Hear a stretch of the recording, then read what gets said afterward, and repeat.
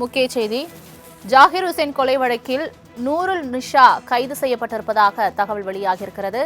நிலையில் ஜாகிர் ஹுசேன் கொலை வழக்கில் தற்பொழுது நூருல் நிஷா என்பவர் கைது செய்யப்பட்டிருக்கிறார். மேலப்பாளையத்தில் பதுங்கியிருந்த கிருஷ்ணமூர்த்தியின் மனைவி நூருல் நிஷாவை கைது செய்து தனிப்படை போலீசார் தற்பொழுது தகவலை வெளியிட்டிருக்கின்றனர். ஜாகிர் ஹுசேன் கொலை வழக்கில் ஏற்கனவே கிருஷ்ணமூர்த்தி உட்பட 6 பேர் கைது செய்யப்பட்ட நிலையில் தற்பொழுது நூருல் நிஷா என்பவரும் கைது செய்யப்பட்டிருக்கிறார்.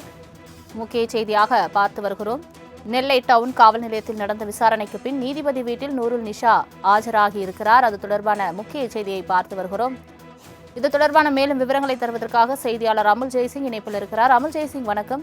ஜாகிர் ஹுசேன் கொலை வழக்கில் தற்பொழுது நூருல் நிஷா என்பவர் கைது செய்யப்பட்டிருக்கிறார். தொடர்பான மேலும் விவரங்கள் என்ன?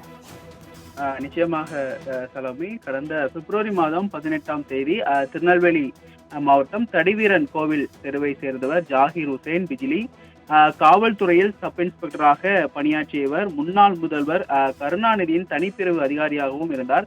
கடந்த சில ஆண்டுகளுக்கு முன் விருப்பு ஓய்வு பெற்ற இவர் திருநெல்வேலி மூர்த்திம் ஜெய்கான் டைக்காவில் முத்தவழியாக பணியாற்றி வந்தார். ரம்ஜான் நோன்பு இருந்த அவர் மார்ச் 18 அன்று அதிகாலை தொழுகையை முடித்துவிட்டு தெற்கு மவுண்ட் சாலை வழியாக வீட்டுக்கு நடந்து சென்று கொண்டிருந்தார்.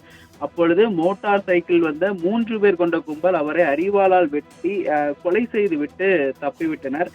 சம்பவ இடத்தில் திரண்ட அவரது உறவினர்கள் மற்றும் பல்வேறு அமைப்புகளை சேர்ந்தவர்கள் இடப்பிரச்சனைக்கு, அதாவது வக்ஃபு இடப்பிரச்சனை காரணமாகவே இந்த கொலை நடைபெற்றிருக்கிறது, போலீசார் உரிய நடவடிக்கை எடுத்திருந்தால் இதை தடுத்திருக்கலாம் என்றும் குற்றம் சுமத்தி பல்வேறு போராட்டங்கள் நடத்தப்பட்டது. உடனடியாக காவல்துறை ஆணையர்கள் கீதா மற்றும் போலீசார் கொலையாளிகளை உடனடியாக கைது செய்வதாக உறுதியளித்தனர். மேலும் இந்த ஜாகிர் ஹுசேன் பிஜிலி உடல் மீட்கப்பட்டு பிரேத அரசு மருத்துவமனைக்கு அனுப்பப்பட்டு உடல் நல்லடக்கமும் செய்யப்பட்டது.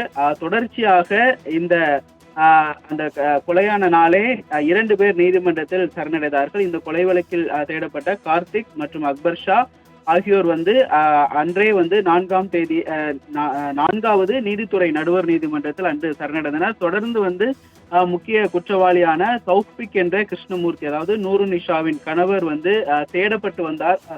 இந்த நிலையில் அவர் காவல்துறையால் சுட்டு பிடிக்கப்பட்டார்.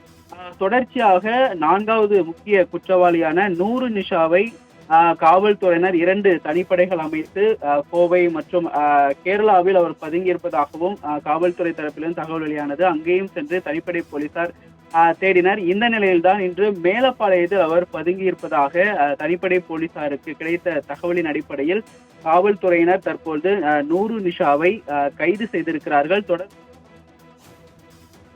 தங்களின் முழு விவரங்களுக்கு நன்றி அமுல் ஜெய்சிங்.